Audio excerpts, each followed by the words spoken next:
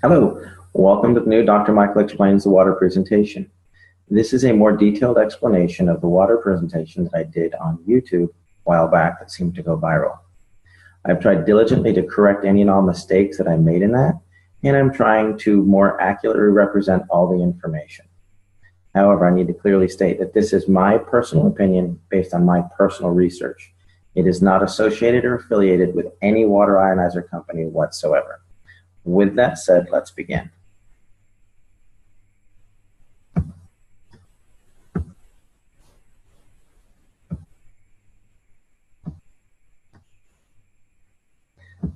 There we go. Excellent. I named this presentation The Magic of Skywater because of what it did for my daughter. Many of you have asked what happened. Basically, my daughter Skylar was born back in May of 2009 with a severe case of gastroschisis. She was literally born inside out. Everything that was supposed to be on the inside was the outside.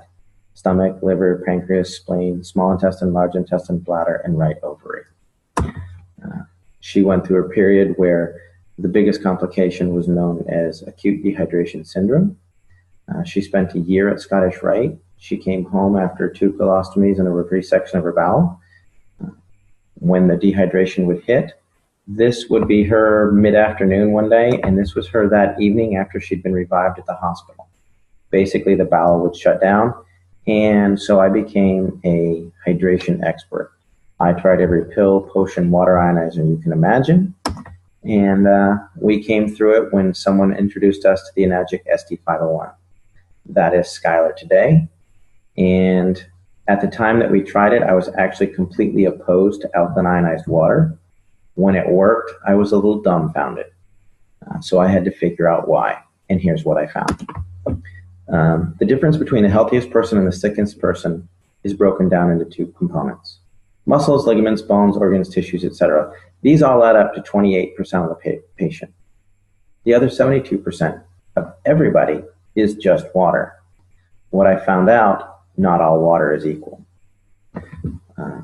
There's distilled water, there's reverse osmosis water. We tried filtered water, alkaline water, we even tried ionized water.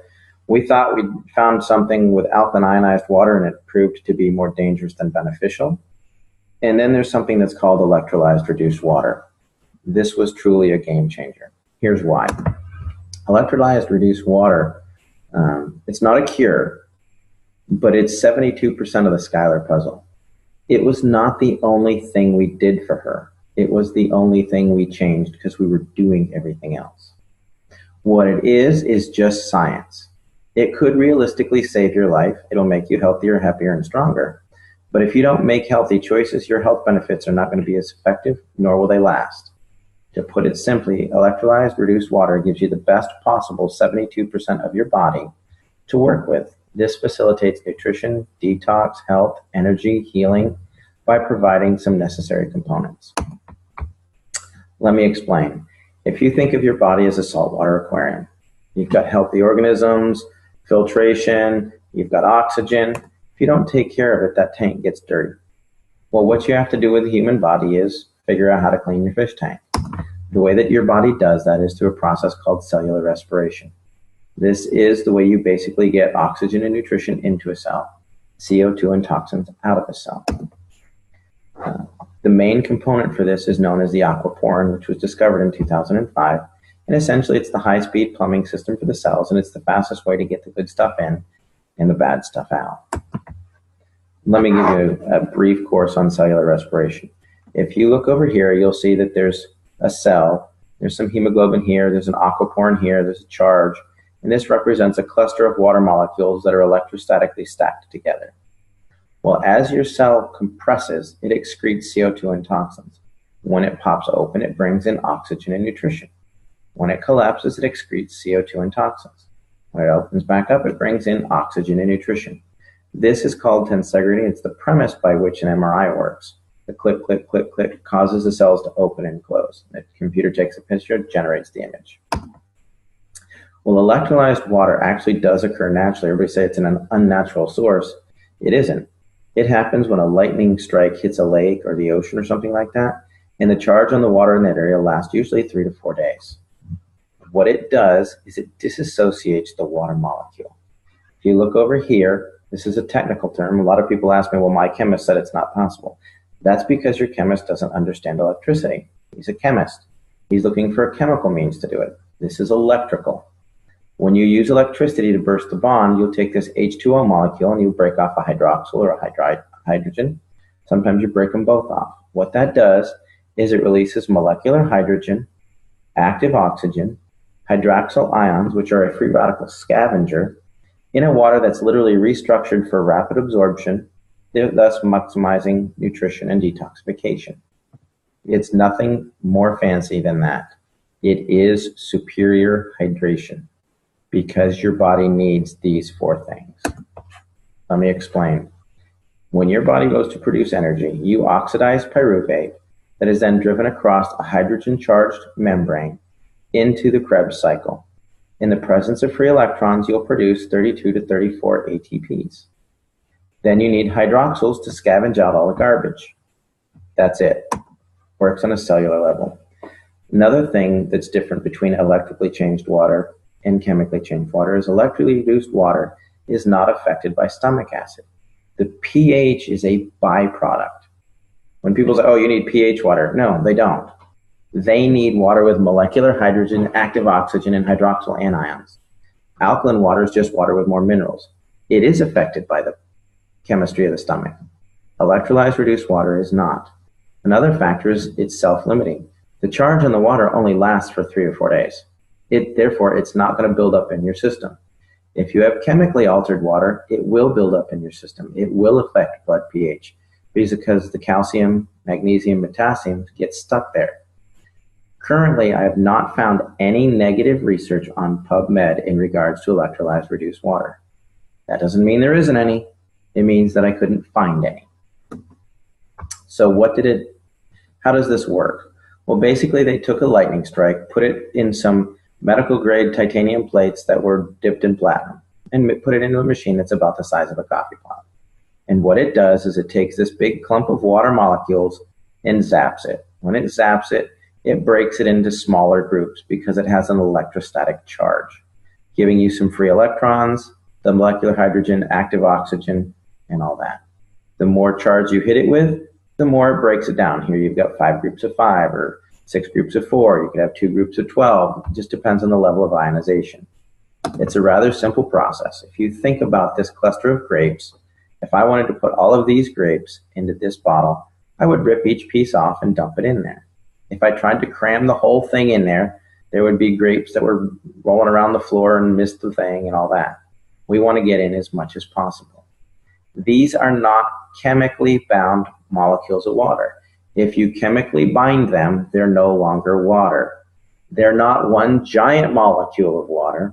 It's a cluster of water molecules that are stacked together because they have a low electrostatic charge, a lot like Rouleau factor in the blood. Another way to look at it is when my son was rolling around on the carpet, his hair got a high static charge. He's actually holding onto a necklace that's not causing his hair to stand up. But what happens is the hair dispersed. It got its own little static charge and it caused it to stand up and spread out instead of laying down clustered together. When you ionize water, you're causing the water molecules to disperse. That's all you're doing. If you want to research this phenomenon like I did, don't use Google. It is my personal favorite search engine, but it's also the one that's most manipulated and hard to reference accurately. Besides, you can support anything with a quick Google search. The world was supposed to end several times. Just check Google. Instead, we're looking at something more scientific and how it affects the body. Do clinical research on PubMed, and you'll find that if you look up electrolyzed reduced water or hyphenate electrolyzed reduced water, molecular hydrogen, active oxygen, hydroxyl anions, free radical scavengers, you're going to find what I have found, that there's a lot of research to support this type of water. You're also going to find that if you look at pure alkaline ionized water, there's a lot of dangers that are associated with the remineralization component, which we'll get into in a moment. Molecular hydrogen is easily the primary benefit of electrolyzed reduced water. It literally charges the cell membrane of every single cell in the body, increasing its electrochemical potential. That means makes it healthier, able to get good stuff in and bad stuff out. It's also a critical component for the nervous system. There's a vast amount of research on PubMed in molecular hydrogen in Parkinson's, in MS, in autism, things like that. And finally, it works as a powerful antioxidant. The next component of the water is it is loaded with active oxygen. Active oxygen is what's required to produce ATP. It's what's driving the Krebs cycle.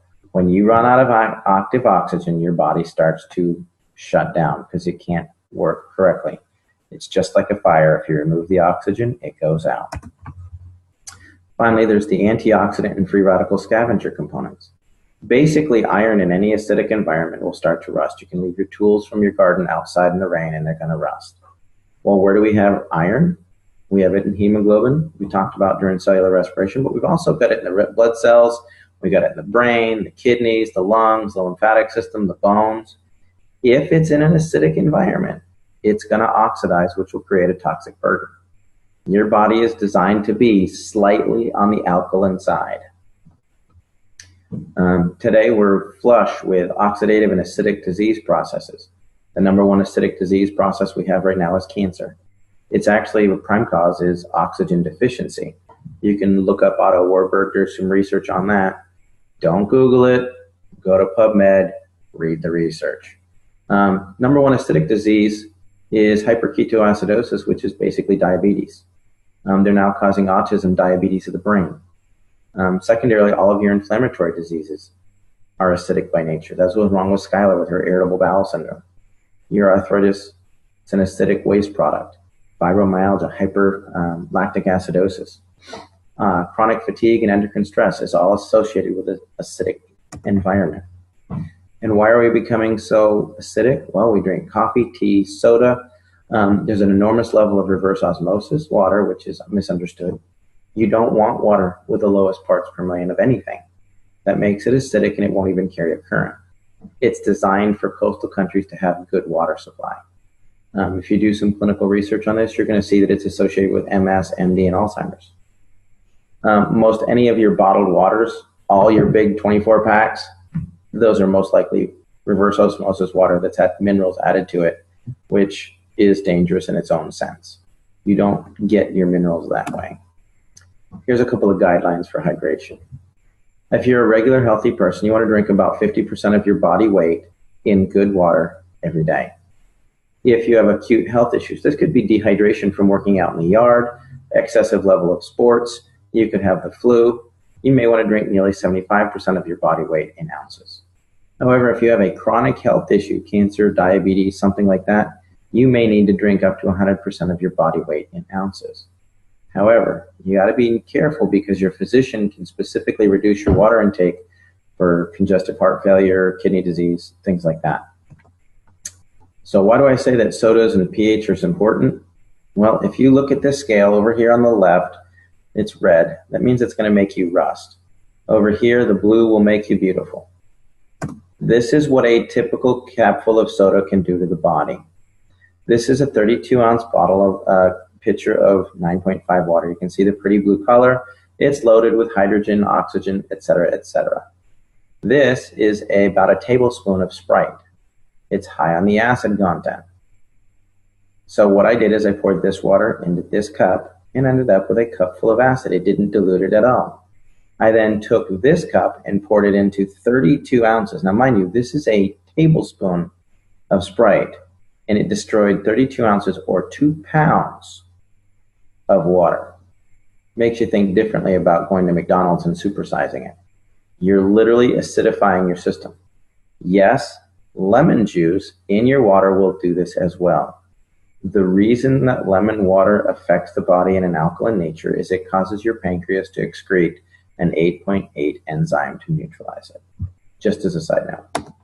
Other things that we do. This was huge for Skylar. And I didn't realize it was such a big deal because we ate a lot of organic food. But you can use this water to clean your veggies. These are cherub tomatoes that I used to buy and just rip the top off and start eating them. I washed them in the 11.5 water from my SD501, and that is what came off. I was appalled. I was amazed. It tasted like they were fresh garden tomatoes. And when you smell this, it smelled like there was Windex or cleaning agents in that glass. And the reason that that happens is because all of your pesticides are petroleum based, so they don't wash off. Another thing we use it for is our pet. I thought this was funny, so I'd include it. Thanks, Henry. This looks great and all, but does your house have any Kangen water? We did the proverbial test, put out a bowl of tap water, put out Kangen water. Callie will drink the Kangen water every time. Another thing is the disinfectant aspect of this. This isn't just 2.5 strong acid. Because it has that solution chamber on the side, which 90% of all water ionizers on the market do not have. This machine produces 2.5 electrolyzed hypochlorous acid. The other machines do not. That is very important.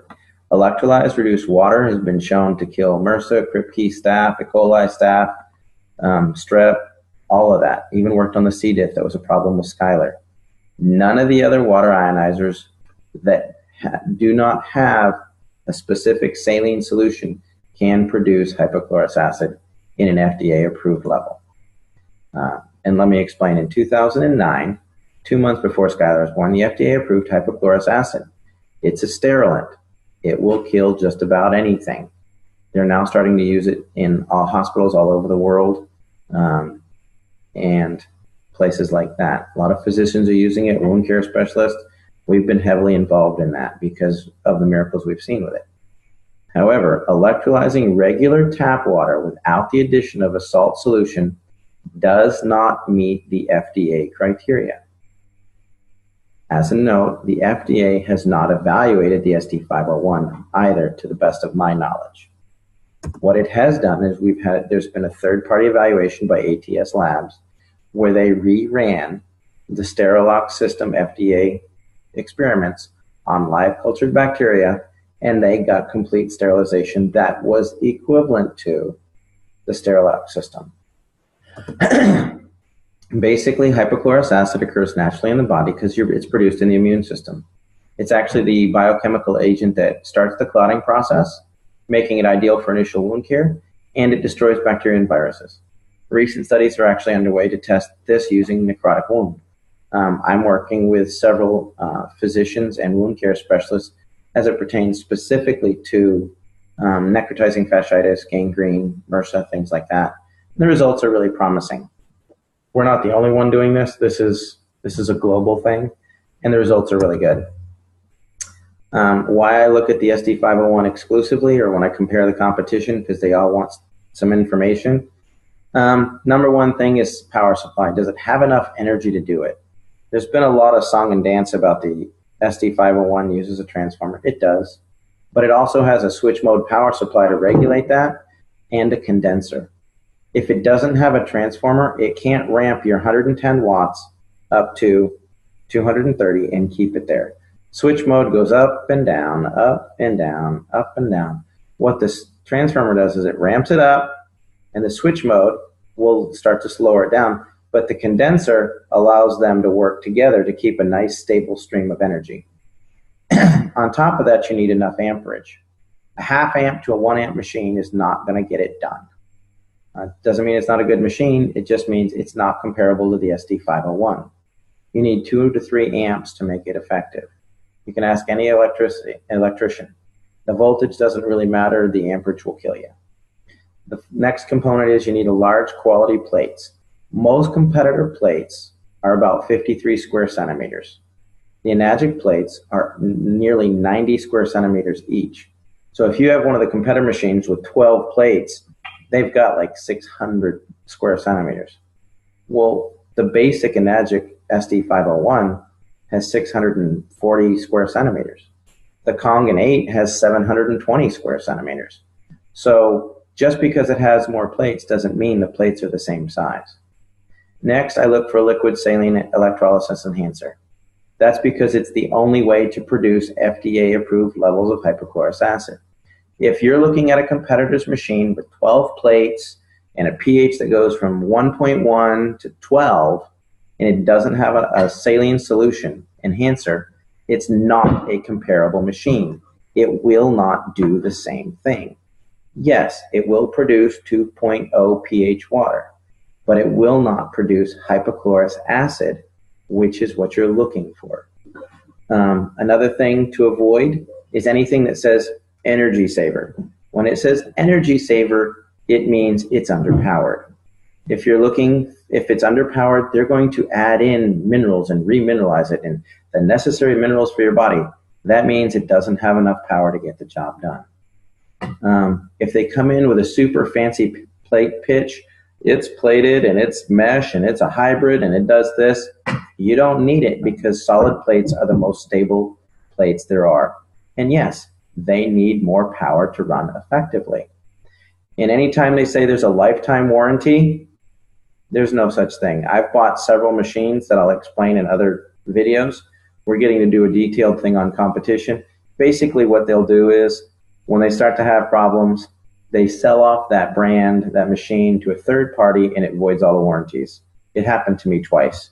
The ST501 was about the 9th machine that I used. And I've kept looking because it may not be the best. I research this regularly, and sure enough, it comes out on top every time. I'm just going to hit this. Basically, when you're looking for power factors, it's watts times amperage times surface area. The ST501 has 358,000 PEUs. A typical 110 watt unit with 268 square centimeters of plate, which is a 5-plate machine and a half amp, is only at 14,000 PEUs, or about 4% of the power, so they have to add minerals. Finally, don't own a machine that you can't clean. I see a lot of line about plates, calcium, and auto cleaning. The Enagic SD501 auto cleans itself every 15 minutes. And they have a manual cleaning cartridge that gets rid of not just the calcium on the plates, but the calcium in the lines. It gets rid of the mold and the stuff in the lines and the housings. I've taken apart several machines, and they're loaded with mold in the housings, the tubing, but the plates look good. Some of the plates erode on some of the competitors, but that's another thing. In fact, most municipal water supplies are getting worse and worse and worse. And Enagic is staying abreast of this and realizes that they need to have a dedicated team of technicians that can completely clean your machine. If you can't clean your machine, you're most likely going to be drinking mold. That's my opinion. I could be wrong. But the machines that I've taken apart, I found mold in every one of them. And I took care of them according to manufacturer's standards. Here's a couple of plates. This is the size of the plates on my Royal machine. When it stopped working, this is a Jupiter. They look scorched. This was the SD501. These are about 6 years old. I had some corrosion here. This was my Microlite. When the company failed to honor the warranty that was lifetime, I took it apart to see what was inside. You can see there's a burn mark here where the plate started to corrode. This is the Jupiter. Actually, if you come back here, you can see this is the mold that I was talking about in the lines and in here. Now, these, mind you, were machines that never needed cleaning. These plates don't have any calcium on them. They were accurate. There's no calcium on the plates, but the machine was not clean. There's a reason why everybody compares themselves to the SD501. Basically, it is the industry standard. It's superior maintenance and cleaning. The quality of the plates are unsurpassed. The superiority of the power supply, to the best of my knowledge, it's the only one that uses a transformer and an SMPS and has a condenser. You can literally unplug an SD501 while it's running, and you're getting about another 10 seconds of power out of it. And that's just draining out the condenser that makes sure that the power stays even. It's one of the longest companies in the history of the industry. They have a wider diversity of uses for the water, the types of water it produces. And it's one of the few that actually use an electrolysis solution for hypochlorous acid. If their machine is bragging that they don't use a solution, it doesn't work. You can't use it for sterilization, period. Why I personally feel the ST501 is the best, I tried 8 or more alkaline water ionizers. Bottom line is it worked for Skylar. Within 4 days, 80% of her symptoms had resolved. She had her first solid bowel movement in 10 days. And within 6 months, she was off feeding ports. Was it the water? Yeah, because it was the only thing left to try.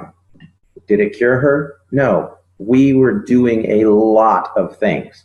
Enzymes, probiotics. She was doing her medications. She was doing protein powders, MCT oils, medium chain triglyceride. She was doing all that. But the water was allowing it to get into the cell and the bad stuff to get out. The short answer is it produces 7 types of highly bioavailable water. It is already endorsed by thousands of hospitals and used thousands of doctors and used in hospitals all over the world. The drinking water it creates has high levels of hydrogen, oxygen, and antioxidants. It can also be used for FDA-level disinfecting, cleaning, food prep, and cosmetics. I'm Dr. Michael. If you have a specific question for me, you can email at drmichaelexplains@gmail.com. For more information about electrolyzed reduced water machine that we use for Skyler, please go to skywaterinc.net. Hopefully we'll clarify some stuff, and that should help you people a lot. And if there's anything that I can do, let me know. Look forward to some more meetings that we're going to have coming up, more webinars. We're going to be doing a detailed explanation of Skyler's story. We're going to talk about electrolyzed reduced water and the science behind it in detail.